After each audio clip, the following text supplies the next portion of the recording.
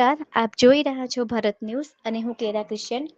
અમદાવાદના કાંકરિયા વિસ્તારમાં આવેલા એકા ક્લબ ખાતે આયોજિત 5મા આયુષ ઇન્ડિયા એક્ઝિબિશનમાં આજે એક અણધારી ઘટના બની હતી, જેમાં ક્લબની છત પર આવેલા સ્વિમિંગ પુલની દિવાલ અચાનક તૂટી પડતા પાણી મોટા પ્રમાણમાં લીક થવા માંડ્યું હતું, જેને પગલે કાર્યક્રમમાં ભાગ લેનારા લોકોના થોડા સમય માટે ભારે ભાગદોડ મચી ગઈ હતી.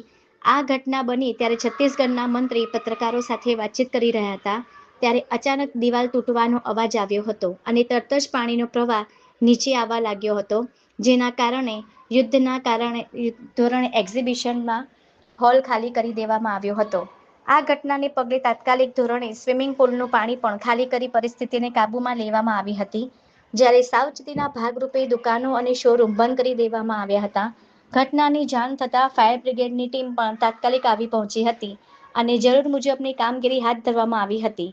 સદનસીબે આ ઘટનામાં કોઈ મોટી જાનહાનિ થઈ નથી, પરંતુ અમુક લોકોને સામાન્ય ઈજાઓ પહોંચી હતી.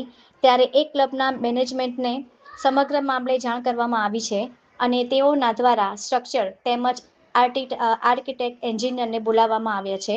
Bureau report, Clara Christian.